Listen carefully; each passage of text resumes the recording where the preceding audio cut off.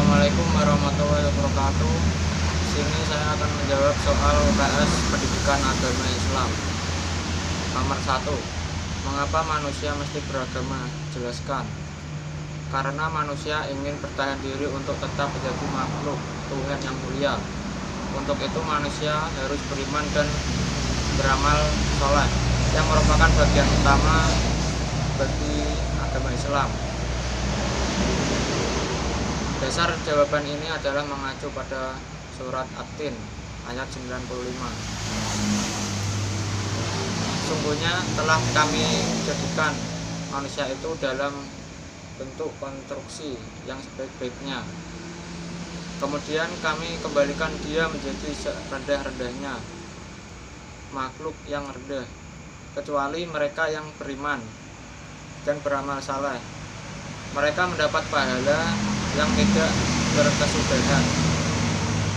Nomor 2. Jelaskan keterkaitan Al-Quran, hadis, dan Al-Ra'yu sebagai sumber agama Islam dan berikan contohnya.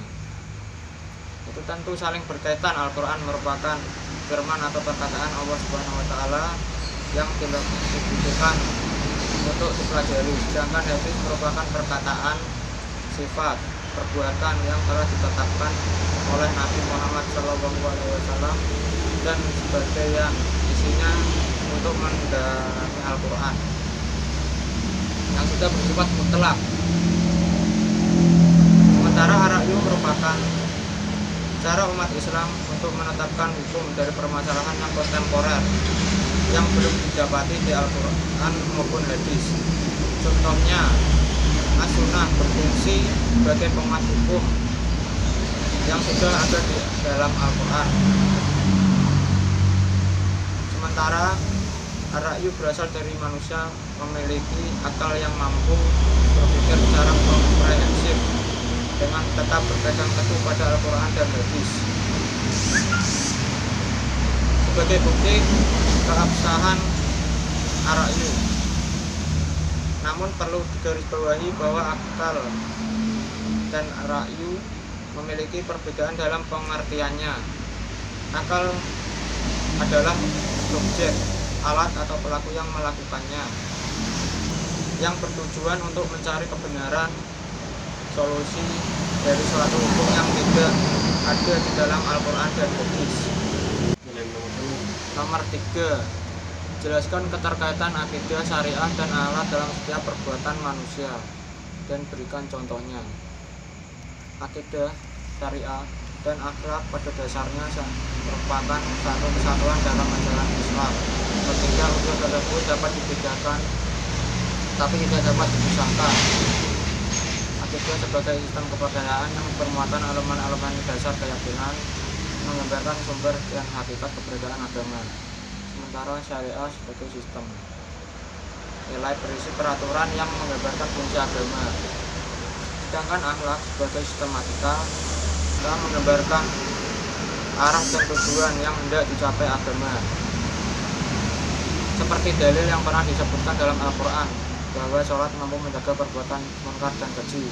Contoh, jika kita mau mencuri, jika kita rajin sholat, maka kita sadar perbuatan itu dosa. Meski Allah tidak melihat, tapi kita tahu 24 jam Allah mengawasi kita tanpa henti. Nomor 4. Politik merupakan bagian penting untuk menegakkan ajaran agama Islam. Berikan gambaran mengenai politik Islam di Indonesia dan tegaknya ajaran Islam. Secara historis, politik Islam di Indonesia mengalami pasang dan surut. Pada masa menjelang kemerdekaan sampai Orde Lama adalah masa pertarungan ideologi. Di periode awal Orde Baru bisa dikatakan politik Islam berada di luar arena kekuasaan. Baru dikatakan politik Islam berada di luar arena kekuasaan. Baru pada era 1980-an Orde Baru mulai merangkul Islam. Di era reformasi barulah politik Islam mulai mendapat tempat yang diinginkan di kancah perpolitikan nasional.